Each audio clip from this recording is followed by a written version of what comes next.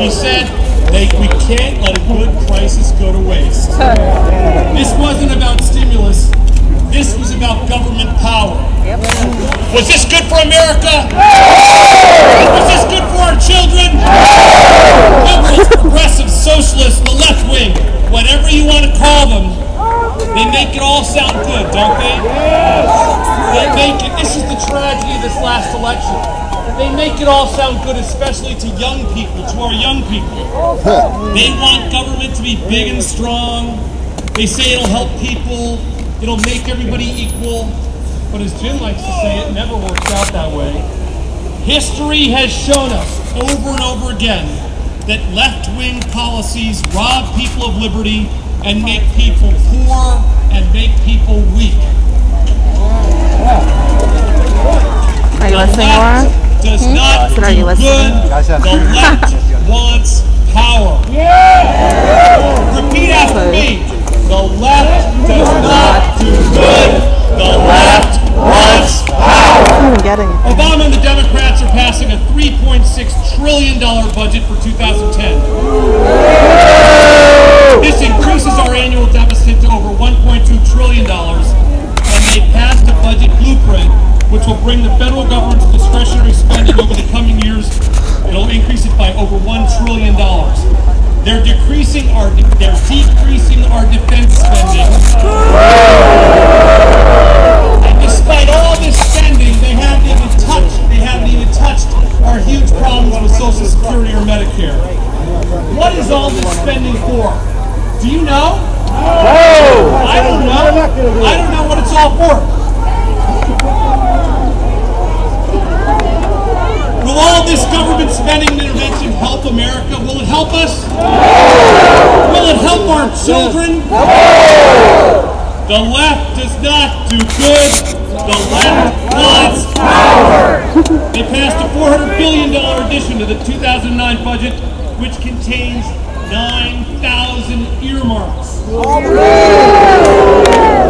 In his speech before Congress in February, President Obama said there would be no earmarks in this bill.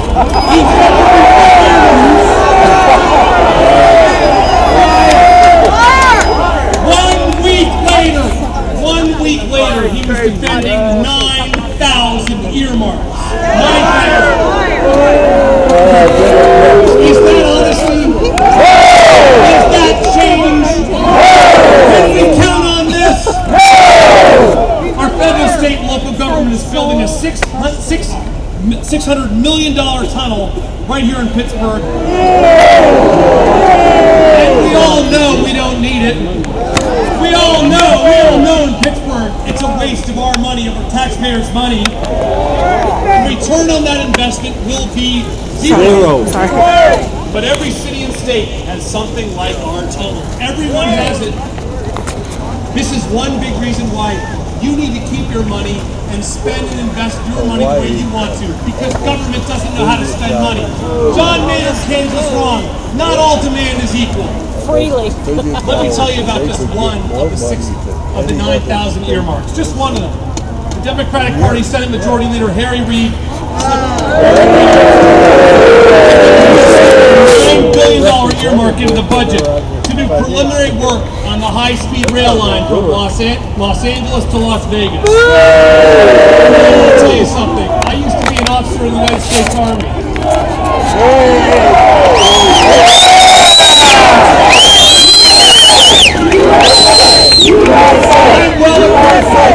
I'm well acquainted with the Mojave Desert. The Mojave Desert is right there between Las Vegas and Los Angeles.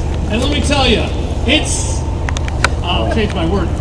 It's not a nice place. It's got big mountains. It's got deep ravines. It's really, really crummy. To put a high-speed train between Los Angeles and Las Vegas would cost $100 billion. And why would we ever do that? You can take both airports have good weather all the time. You can take a flight for $39 between the two cities. Only an idiot would make that investment. But the left does not do good. The left wants power. The government has bailed out and taken control of the American banking, insurance, and auto industries Our president just fired the CEO of General Motors. Now, the guy did deserve to be fired, but the president shouldn't have fired him. Let's be clear on this. Let's be clear. We reject government bailouts. We reject government control of American business. In just three months, President Obama has acted to more than double the national debt, increasing it from $5.8 trillion in 2008, which is $50,000 per American family, to a projected $13.3 trillion by 2016, $120,000 per family. The Democrats mercilessly attacked George Bush for increasing our national debt by $2.5 trillion during his term, even though he was fighting two wars. Now, in less than 100 days, Barack Obama has increased our national debt by $7.5 trillion. The same Democrats who regaled George Bush are cheering.